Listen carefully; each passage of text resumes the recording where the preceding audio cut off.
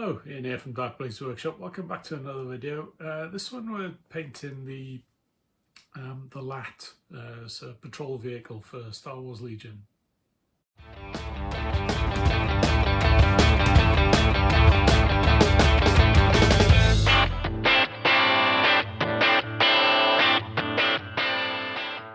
Hello, Ian here from Dark Blaze Workshop. Welcome back to another video. This one we're painting the LAAT, so patrol vehicle for Star Wars Legion. Okay, here it is. It's a really nice kit actually. I'll tell you a bit about the kit to start with, shall we?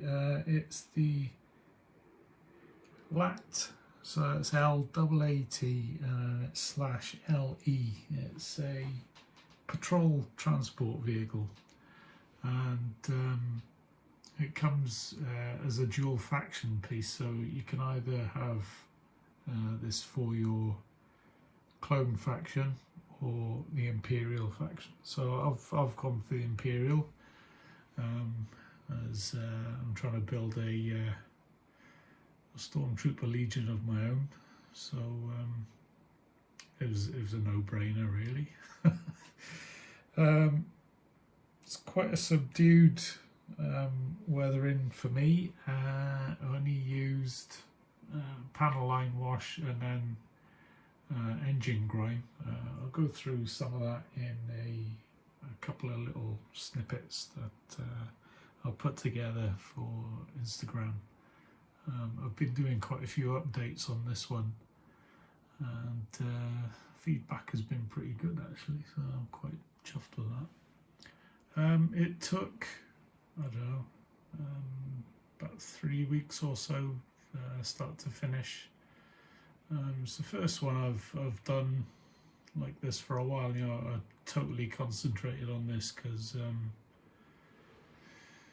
I've been struggling a bit lately with motivation and stuff like that. So I was talking to Gav Booth the other day actually, saying that I just cleared my bench, got this kit out and just did it start to finish, and I think it's not only did it clear my bench, it cleared my head as well, so I was able to, you know, just concentrate on the one thing, get it done, and really happy with it, and I'm ready to move on to the next project now. But let's talk about this one to start with.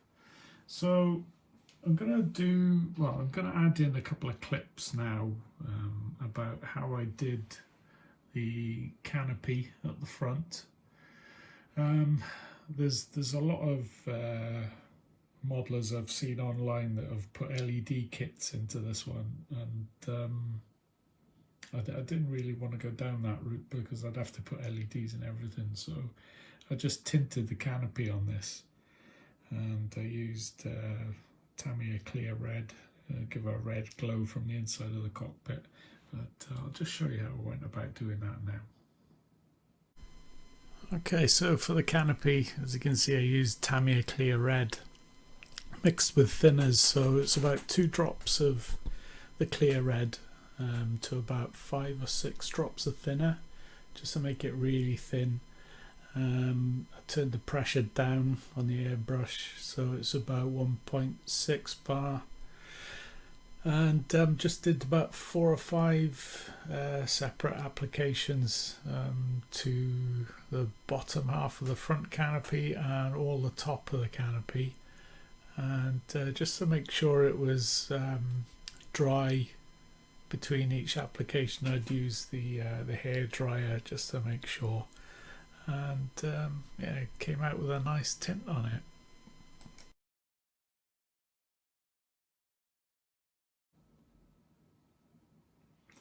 So for the rest of the canopy, came with you can see it's like a figure 8 shaped frame to the front of the cockpit.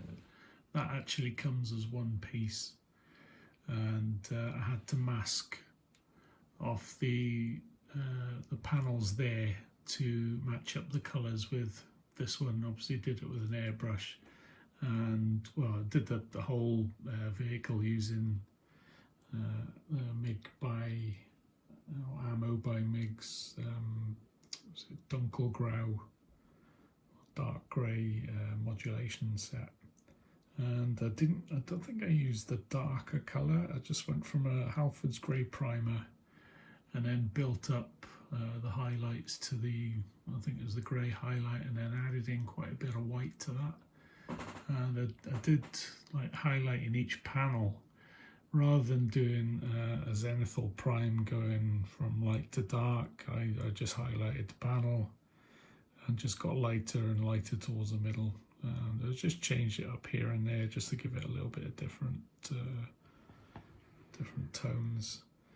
But after that, I masked off certain areas to give the red. I think I used Vallejo colours for that, so it was vermilion. And then I went up to like an orange red for the highlights up the top. And I think it was a dark vermilion and red, just Vallejo red is quite dark. So I added that down the bottom. Added on some decals, got these from eBay. It's a seller out in the US. Took a couple of weeks to arrive, but there was no issues with import taxes or anything like that. So I was happy with that.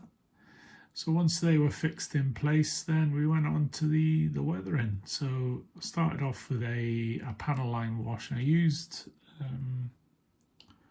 think it was Starship Wash, again by Ammo. I wasn't happy initially with it, so I added in a little bit of black oil paint to it, and that seemed to do the trick. It was a nice dark enough colour. It wasn't totally black, it was like a really dark grey to go in between the panels. So that dried overnight, and then we went on to the grime. So I'm going to be putting in a couple of clips of again some of the Instagram posts that I did online, but before I started the grime process, I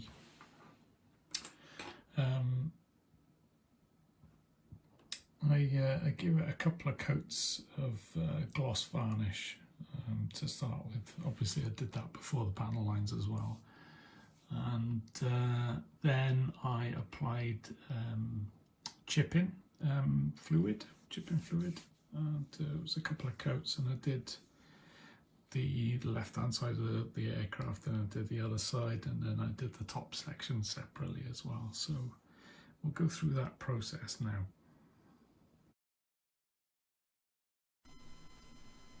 Okay, so once the chipping fluid had gone on, using the airbrush, about 2 or 3 coats, just made sure it was dry using a hairdryer, and then I applied the engine grime using an airbrush again. Pressure was low-ish, about 1.7 bar, 2 bar, and again 2 or 3 coats just to build up the grime effect. I try to concentrate it from about 2/3 of the way down a panel up towards the top, and yeah, just take your time building that up, and then it's a case of waiting it for it to dry.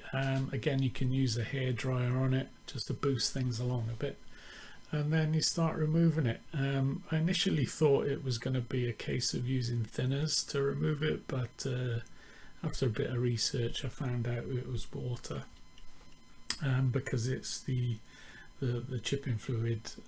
It acts the same as a hairspray technique, so it's just water that you need to remove it. So I'm using a soft flat brush, so use the flat part of the brush to remove most of the excess, and then flip it onto its side then, and then you can start creating the streaking effect up towards the top. And once I was happy with that effect up the top, I'd then move or concentrate the strokes down towards the bottom parts of the panel to remove as much of the grime as I could, just to give it a nice contrasting effect, so it was nice and clean down the bottom, grimy up the top. And once you're happy with one section, I'd move on to the next one. I didn't want to do the whole aircraft as one.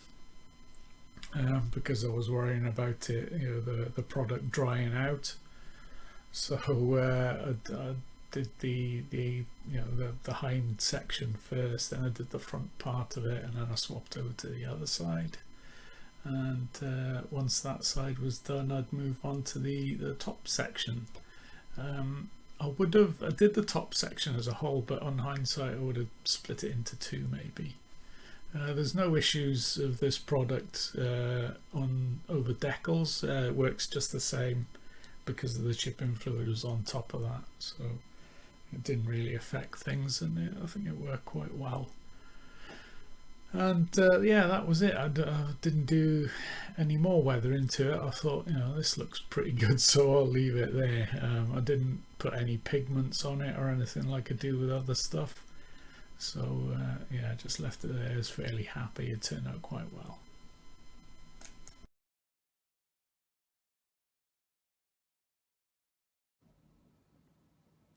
So once all the engine grime parts were grey, I attached the canopy, and then I moved on to a little bit of rust, and I used it as a wash just here and there. These little panels here and then there, and the odd little streak. But that was it.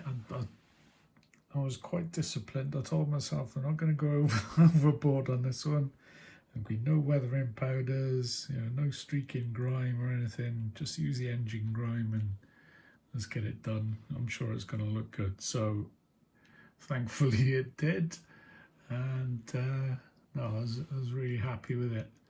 I think I'll be getting another kit, and I'll give it a couple of weeks or so, but I think the next one I'm going to have these doors open, and there's some 3D prints on the internet, I think from Skullforge. They do some lovely sculpts, so I've actually got a couple of crew that can rappel from the cargo bay there, and this panel lifts up, and this panel lowers down, so I can have troopers sitting on here as well as rappelling or shooting. So I think that'll look pretty good as well. Again, there won't be any LEDs going in this kit, so I'll just leave it as is. I'll try and do it, try and get it as grimy as this one. I think it's a pretty straightforward process, so it shouldn't be too hard to replicate. I must admit though, when I was doing the weathering, I did the bottom section of the model first, and then I had this bit separate. And I thought I'd be clever when I came to doing the top half. I thought instead of using the chipping fluid, I'll go over the top of the gloss varnish with hairspray, and then when the hairspray was dry, I airbrushed on the grime, and it just didn't work the same way as it did with the chipping fluid, and I had to scrub and scrub to get to get the engine grime away from it to start again. So I went through the whole process again of the gloss varnish and the chipping medium, and then I did the grime, and thankfully it turned out all right. So I was very lucky in that respect.